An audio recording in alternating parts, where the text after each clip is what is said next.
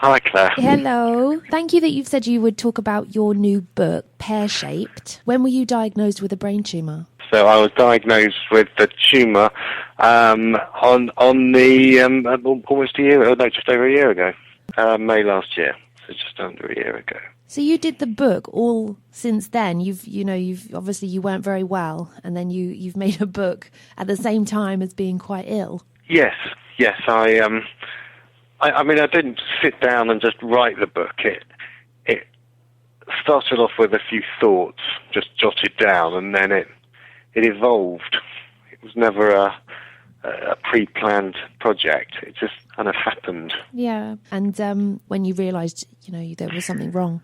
I was starting to feel slightly unwell. I had headaches, not particularly intense, but it was the duration that was of concern. So I have a headache that would last several weeks, a mild headache that lasted for weeks. Then it started to get worse and worse. And I had this, I don't know what it was, it's sort of a hypersalivation where you suddenly produce lots of saliva, and you feel a bit sicky. And I've been subsequently told that it's a form of epileptic fit, right, affecting the stomach region. So I would hypersalivate. Yeah. But it wasn't, I just carried on with life as normal. Nothing seemed. I checked with my GP, and they put it down to probably reflux. But it didn't. It in fact came a couple of times a day, and it wasn't a big deal, and it didn't seem to stop me doing what I wanted to do. Yeah. Once I started to get worse, the headaches, and my wife is ironically an oncologist. Oh, right. Who works in the North Middlesex Hospital, which is sort of 8 miles from us. And on the morning in question, she dropped something on the bathroom floor, and I bent down to pick it up, and the headache was really quite painful, and I could almost not stand up. And she said, "Enough's enough, you're coming with me." So she dragged me to work with her, and I went to A&E, and she insisted that I had an MRI scan of my head just to rule out anything nasty. So it's just a sort of, it was to reassure me rather than to check anything particular. And once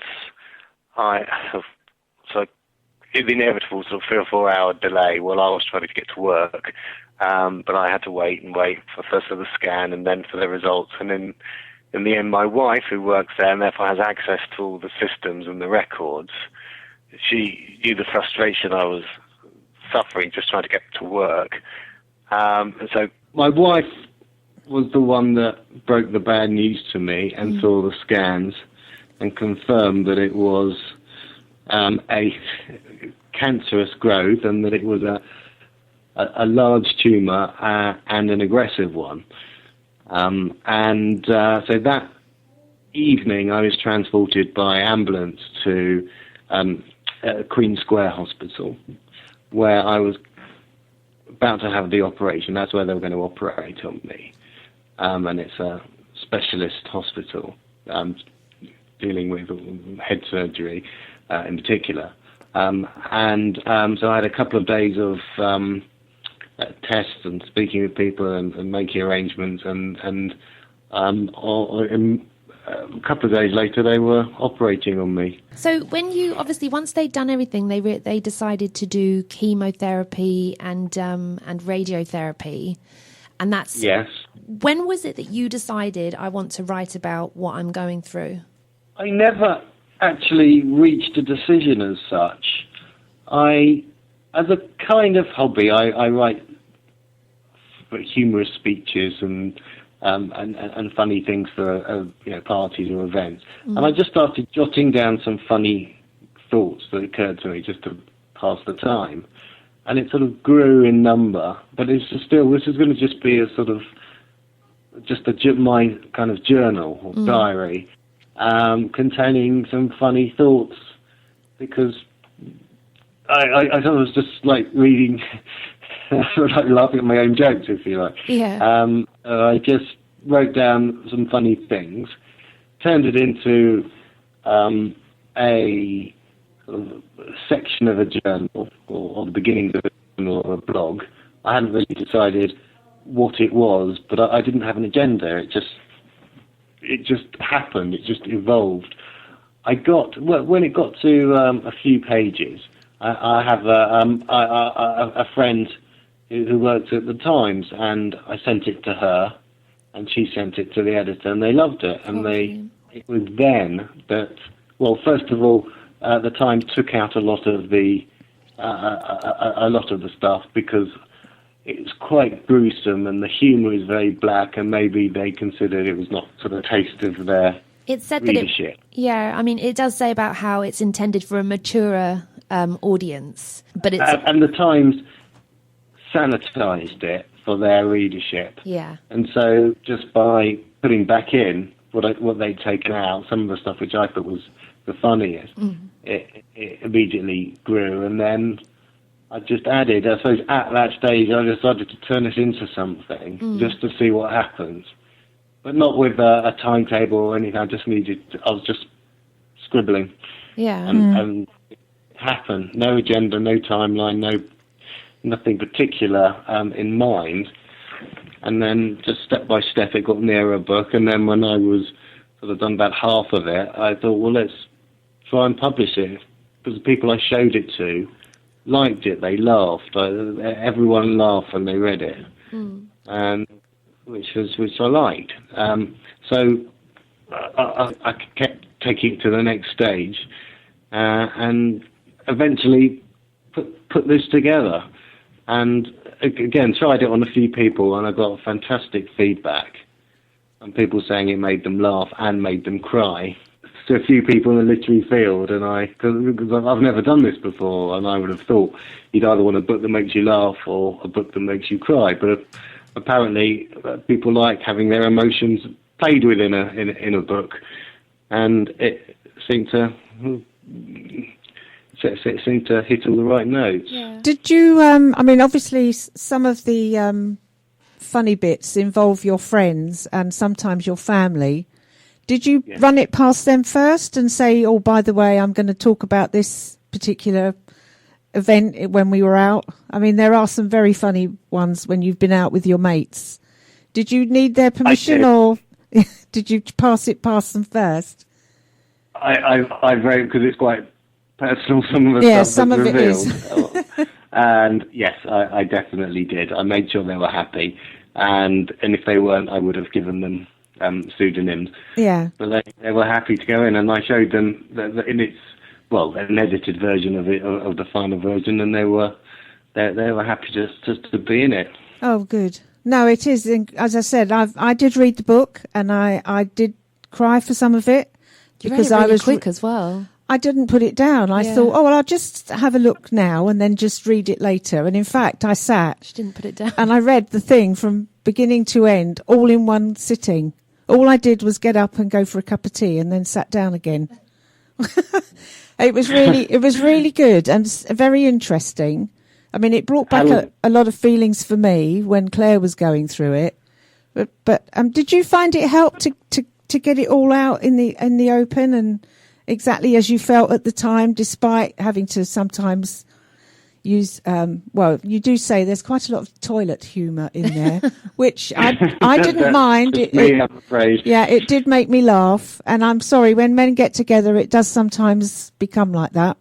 But then sometimes it does with women as well. So, Yes, I mean, I'm told it's quite sort of blokey humour, but it just is my humour. And there are a lot of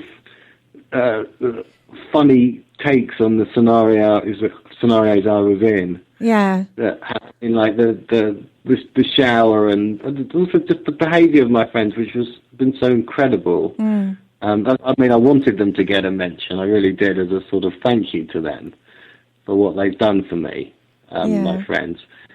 And in particular, the three friends mentioned in the book who have been key support for me, but my family as well have been fantastic. Yeah, I absolutely agree with that because, I mean, a lot of people know here that I wrote a book and that it came out over a year ago, but I did exactly the same reason that I put a lot of my friends into it, because I really wanted it to show that I really cared and really appreciated that I did notice all the support and stuff during my trials. So it was a nice way of saying thank you. And you did, that as a person, we acknowledge what you did. So I know that my friends appreciated that. So I'm sure yours do as well, just to know that, they were making a difference. Yes, I mean, they probably didn't even realise how good they were being. I mean, it just takes me out for a curry or a Chinese. It's so good, the fact that they were so normal. And just it was like nothing had happened, and it's really refreshing seeing them, and I still see them regularly. They must find when they sit there reading it, they must be laughing because they know exactly what you're talking about. I mean, Mum's saying she laughed. I did laugh. But to listen to people that you're talking about, they must have sat there laughing, thinking like, oh my gosh, I remember that. Yes, they did. I also wanted it to be a tribute to the medics who got me this far, because I the surgeon, my oncologist, the nurses I've dealt with, it's been, from that side, it's been a very good experience, and I wanted to give them a mention, because I think they're frequently overlooked, and they're very much part of the survival, aren't they? I'd like to raise awareness for all the brain tumour charities, as they get overlooked when it's this illness is a big killer for young people, and yet considered what they call an orphan cancer, in that because they're quite rare, it doesn't get the same resources and publicity as a breast and prostate and lung cancer would. Yeah, no, definitely it's not. It's very underfunded. I think when people do bring out things like this, it's not just a great book, but it's going to really benefit people as well, because it shares awareness, and find out a bit more as to also what to expect. And I think your humour will also help. It's not an easy time to go through. So I think I applaud you that you've done this, and especially the way you have done it. It is as you say, it is for sort of a maturer audience, but it is very, very down to earth and very frank. And I think it just brings home that if your mates treat you normally, and you all go, as you say, for a curry or a Chinese, and they sit round and they're not constantly, are you all right, mate? Are you okay? Is this all right? Can you have this? And you suddenly think, please just let me enjoy my dinner or whatever. They all obviously all had a good time. You don't want sympathy, you want normality. Yeah. Too much sympathy, a bit cringy. I just want it to be like normal, me hanging out with my mates and having a laugh. Do you think you'll do a book number 2? I'm chewing it over. I've started jotting down my first couple of thoughts, but it took a lot of effort, and I'm also working, so I have to obviously give that priority. Yeah. I don't know. Maybe. So if people do want to buy the book, where is it available? It's available as an ebook on Kindle.